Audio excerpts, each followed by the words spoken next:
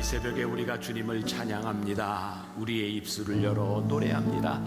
천한 나를 돌아보신 주님, 이 천한 나에게 주님 치료하시고 함께하시고 다가오셔서 만져주시고 위로하시는 주님을 찬양합니다.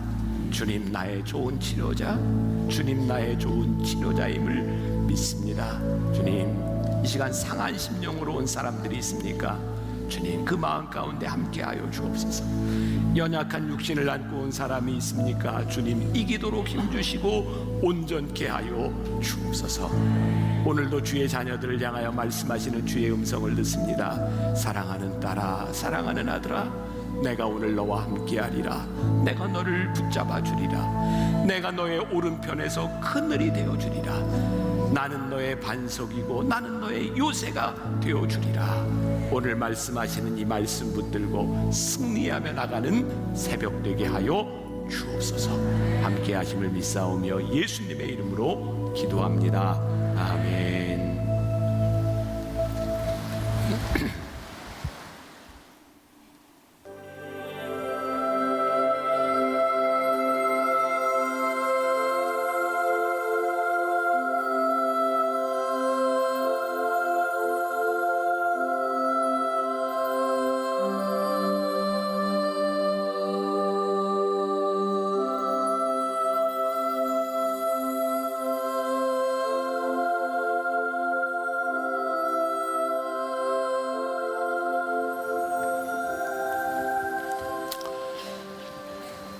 오늘 새벽 말씀은 아무도 몰라줘도 괜찮아.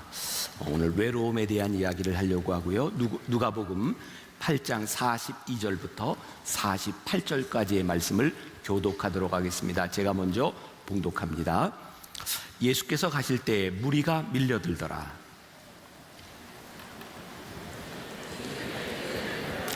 죄송합니다. 처음부터 다시 제가 42절 요 말씀이 시작되는 부분부터 읽었으니까, 자, 여러분들 43절 읽으시면 돼요. 자, 다시. 자, 예수께서 가실 때 무리가 밀려들더라.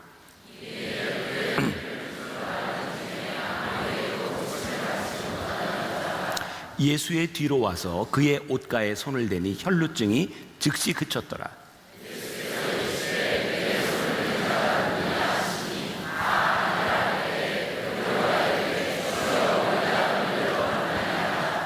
예수께서 이르시되 내게 손을 댄 자가 있도다. 이는 내게서 능력이 나간 줄 알미로다 하신대.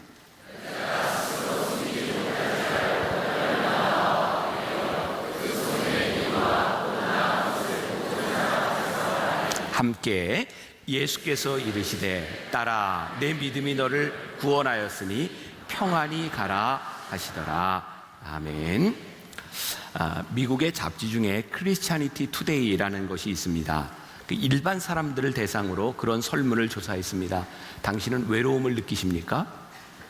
몇 프로나 그렇다고 대답을 했을까요? 놀랍게도 80% 정도의 사람이 종종 외로움을 느끼고 살아간다고 말을 했습니다.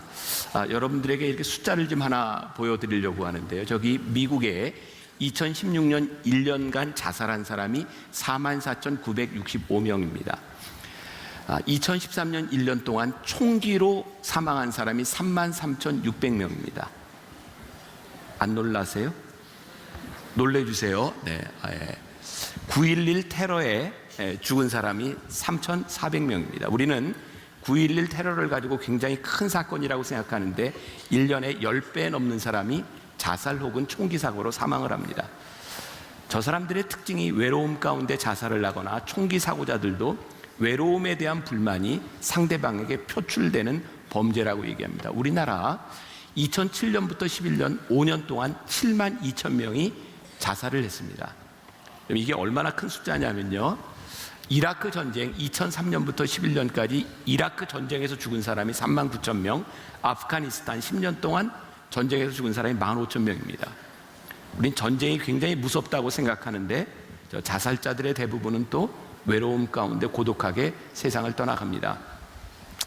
우리나라의 통계에 의하면 하루에 40명 정도가 매일 자살을 합니다. 외로운 겁니다. 외로움은 때때로 다른 사람에게서부터 느끼는 소외감도 있지만 자기 스스로 느끼는 고독감도 있습니다. 이 외로움에 대한 문제는 다른 사람의 문제가 아니라 어쩌면 80% 여기에 있는 80%의 사람들이 느끼는 감정일지도 모릅니다. 신학자 폴 틸리라고 하는 사람이 이런 말을 했습니다. 잘 들어보십시오.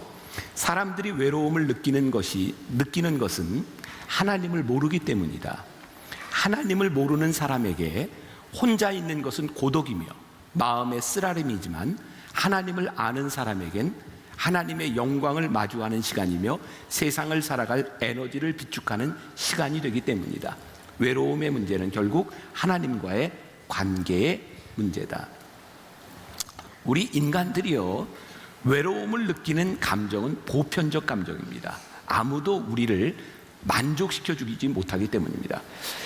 이 보편적인 외로움의 감정이 우리들에게 올 때 문제는 하나님이 우리들에게 없을 때 그 외로움으로 인하여 우리들은 죽어가지만 그 외로움 가운데 하나님을 만나는 것은 우리들에게 영광스러운 일, 우리를 만들어 가시는 시간이라는 거예요.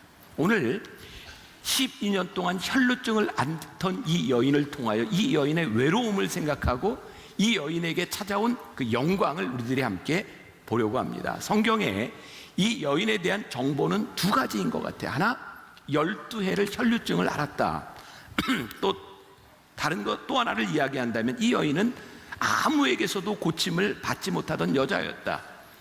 이 여자, 한 여자에 대해서 이야기하고 있는데 영어 성경을 보면 아주 이렇게 쉽게 표현이 되어 있어요. woman입니다. a woman. 우리가 잘 아는 것처럼 정관사가 아닙니다. 부정관사예요. 누군지 모르는 그 한 사람이라고 이야기하겠습니다. 성경은 이 여인을 어떤 특정한 어떤 사람이 아니라 어떤 한 여인이라고 말을 합니다. 오늘 말씀에 보면 많은 사람들이 예수님에게 밀려들고 있는 때 군중 가운데 수없이 많은 사람 가운데 한 여인, 이 여인은 얼마나 외롭고 고독했을까. 주변에 사람들이 많이 있는데 나는 주변인이었고 사람들 틈에 끼일 수 없다고 하는 것이 얼마나 외로운 일이었을까. 오늘 말씀이 그렇게 시작하죠. 42절, 예수께서 가실 때 무리가 밀려들더라. 사실 우리가 제일 힘든 게 그렇지 않을까요? 여기 수천 명이 예배를 드리고 있지만 이 가운데 나는 외롭다고 느끼는 감정. 왜? 나를 알아주지 못하니까. 때때로 우리들이 힘들고 아픈 것을 누가 좀 알아줬으면 좋겠는데 우리를 더욱 외롭게 만드는 것은 우리의 아픔을 누구도 이해해 주지 못하는 거죠. 이 여인에게 그런 상황이었던 것 같아요. 게다가 예수님께서 가실 때라고 되어 있는데 NIV 영어 성경에 보면 이렇게 표현이 되어 있더라고요. As Jesus was on his way. 자, 예수님이 어떤 길을 가고 계셨어요? On his way. 예수님의 길을 가고 계셨어요. 그러니까 오늘 이 말씀에 12해를 혈루병으로 앓던 여인을 예수님이 만나셨는데 그 길은 이 여인을 위한 길이 아니라 예수님은 예수님의 목적을 가지고 그 길을 가고 계셨어요. 그럼 예수님은 무엇을 위해 예수님의 길을 가고 계셨을까요? 바로 이 말씀 전에 나오는 이야기가 예수님께 누군가 부탁을 했어요. 회당장 야이로의 딸을 고쳐달라. 그러니까 예수님은 많은 무리와 함께 야이로의 딸을 고쳐주려고 가고 계셨고 많은 군중들이 예수님에게 밀려들었는데 이 여인은 지금 예수님의 길에 별로 상관이 없는 사람이었어요. 12해를 혈루병으로 앓는 것도 참 비참한데 예수님과 함께 가는 그 길에 이 여인은 여전히 곁가지에 불과한 그런 인생을 살고 있었던 여인이죠. 43절에 이렇게 표현이 되어 있죠. 이에 12해를 혈루증으로 앓는 중에 아무에게도 고침을 받지 못하던 여자가 아무에게도 고침을 받지 못했다. 그러니까 이 여인은 자기 병을 고치려고 노력을 많이 했던 것 같아요. 그 당시에 이렇게 노력을 했던 것으로 보면 아주 가난하거나 못 사는 사람은 아니었던 것 같아요. 노력도 할 수 있었고 돈도 있었던 것 같아요.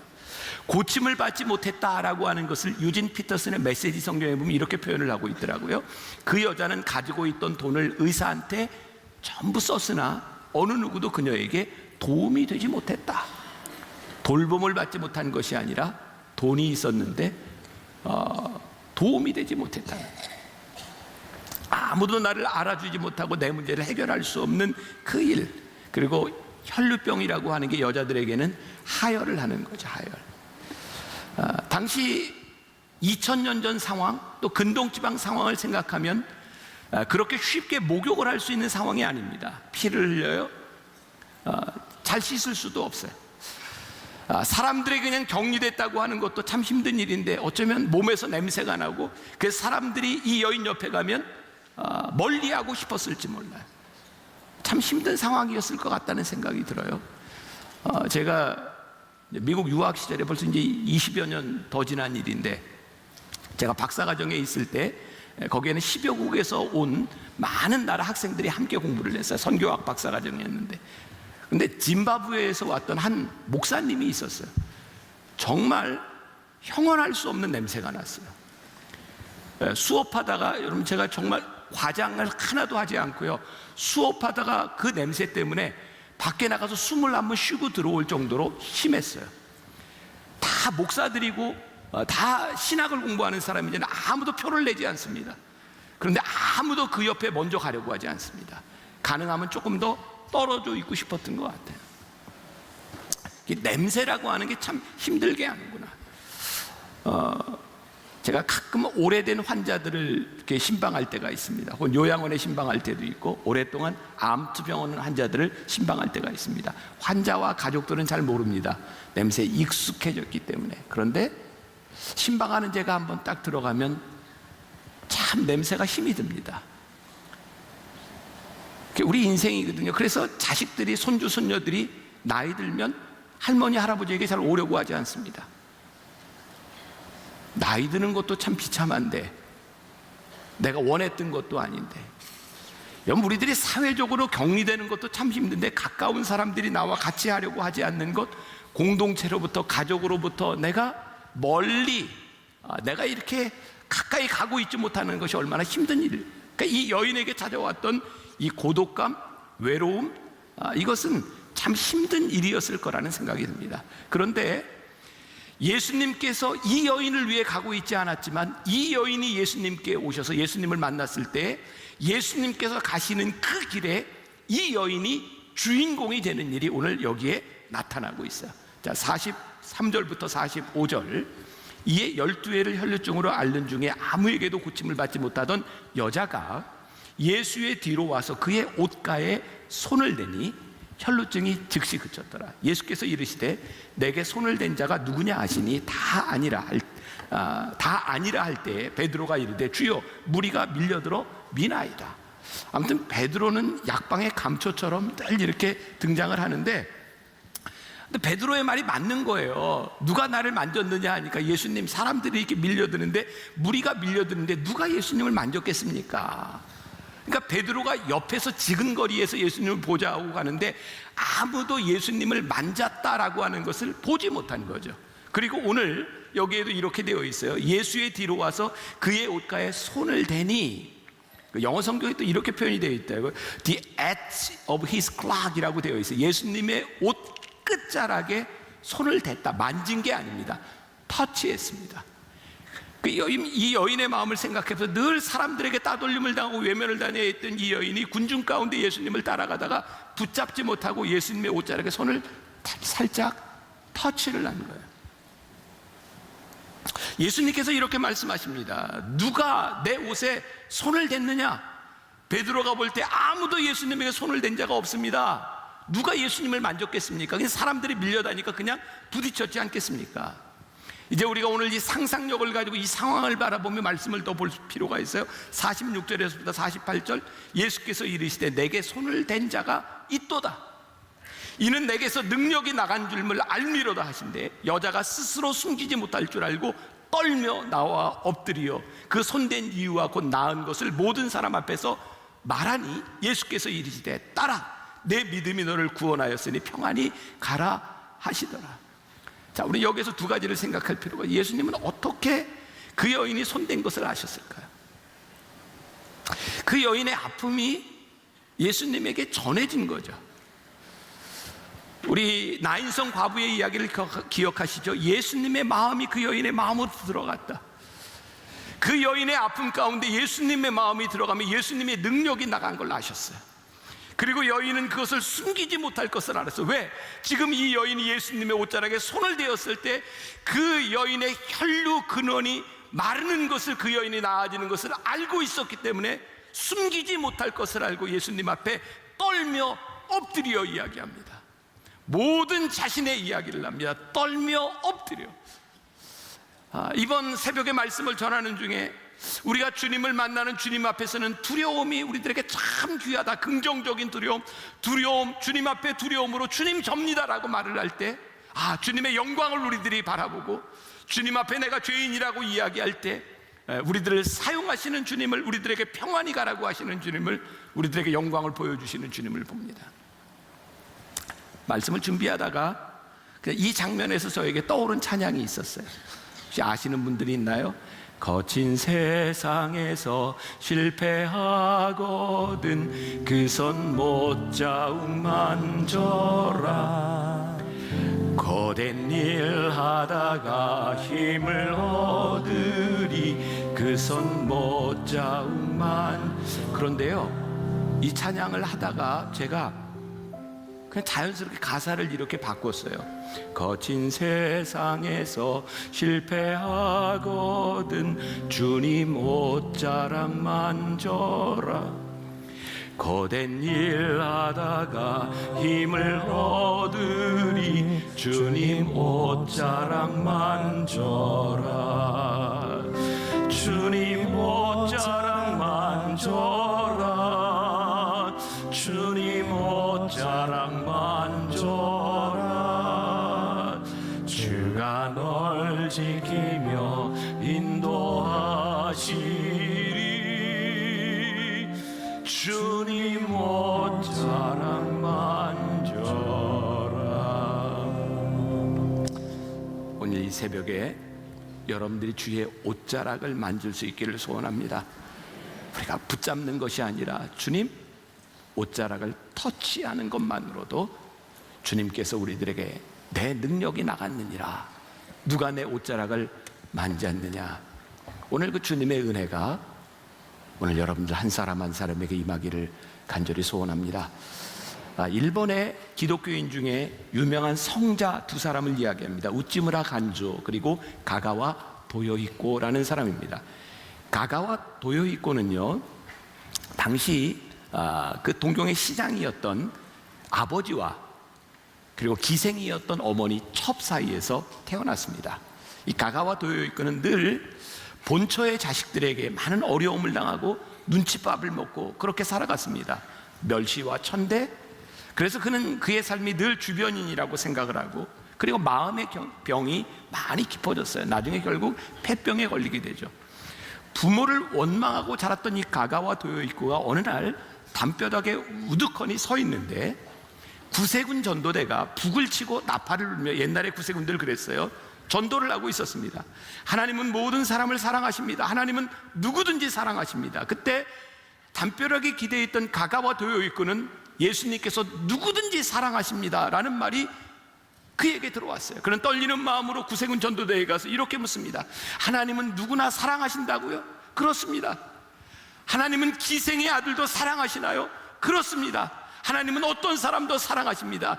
그 말 한마디가 가가와 도요히코의 마음의 상처를 치유했고 그의 인생을 바꾸어 놓았고 일본의 성자라고 불릴 만한 사람이 되어집니다. 하나님 나도 사랑하시나요? 12회를 혈루병으로 앓으며 냄새가 나고 사람들에게 따돌림을 받던 나도 사랑하시나요? 그래, 내가 너를 사랑한다. 주님, 제가 평생을 이렇게 살아오며 마음 아프고 제가 평생을 살아오며 사람들 앞에 자신 없게 살 수 없었던 내 인생을, 내 삶을 주님 사랑하시나요? 그래, 내가 너를 사랑한다. 내가 너를 사랑한다. 오늘 48절의 말씀, 유진 피터슨의 성경에 보니까 예수님께서 이렇게 말씀하셨습니다. 딸아, 너는 나를 신뢰하는 믿음에 모험을 했고 이제 다 나아서 온전해졌다. 잘 살아라, 복되게 살아라. 예수님께서 그 여인을 그렇게 보내셨어요. 딸아라고 하는 말은 이 성경에 예수님께서 하신 말씀에 딱 한 번 여기에서 등장한다고 합니다. 딸아, 이 말은 성숙하고 아름다운 여인을 향해 부르는 호칭이었다고 합니다. 예수님께서 12회를 혈루증으로 앓던 이 여인을 바라보며 딸아, 내 믿음이 너를 구원했다, 이제 내가 평안히 가라 라고 하는 이 말 가운데는 많은 것이 들어있어요. 내가 얼마나 많은 날들을 고생하며 살아왔는지 내가 안단다. 이제는 두려워하지 말고 평안히 가거라. 혹시 내 안에 네가 뭔가를 잘못해서 이런 병을 앓고 있다고 하는 죄책감이 있었더라면 그것이 너의 잘못이 아니란다. 이제 네가 이 병과 12회를 살았던 이 염려를 가지고 내가 살아갈 필요가 없단다. 딸아, 평안히 가라. 오늘 예수님께서 이렇게 말씀하세요. 시편 8편 4절에 이런 말씀이 있어요. 사람이 무엇이간데 주께서 그를 생각하시며 인자가 무엇이기에 주께서 나를 이렇게 돌보시나이까. 주님, 제가 무엇이간데 주님 나를 이렇게 사랑하시며, 주님 제가 무엇이간데 나를 이렇게 기억하시며 나를 여기에 부르셨습니까? 사랑하는 딸아, 사랑하는 아들아, 평안히 가라. 평안히 가라. 오늘 주의 은혜 가운데 평안히 이곳을 나가고, 주의 은혜 가운데 사랑하는 아들아, 사랑하는 딸아, 이 말씀 붙들고 이 세상으로 나가는 여러분들이 되시기를 주님의 이름으로 간절히 축원합니다. 우리 여인의 마음으로, 이 여인의 심정으로 주님 옷자락을 만졌으면 좋겠어요. 우리 거친 세상에서 우리 함께 찬양하고 여러분 믿음으로 주님 옷자락을 만지는 새벽이 되면 좋겠습니다. 함께 찬양합시다.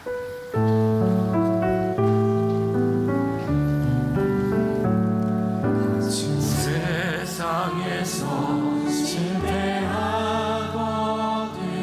주님 옷자락 만져라.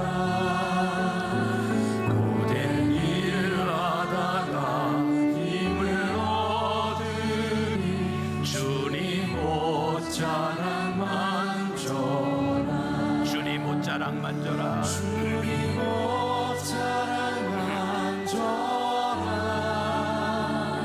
주님 옷자락 만져라. 주가 널 지키며 인도하시니 주님 옷자락 만져라. 내가 어둠 속을 걸어갈 때에 주님 옷자락 만져라. 주가 참 평안을 내게 주시니 주님 옷자락 만져라.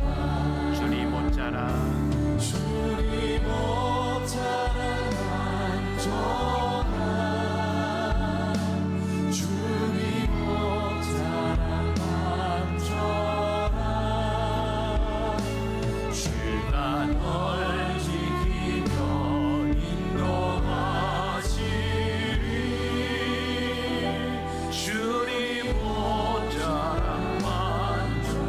너의 죄악의 짐 무거울 때, 너의 죄악의 짐 무거울 때에 주님 옷자락 만져라. 나는 문 열고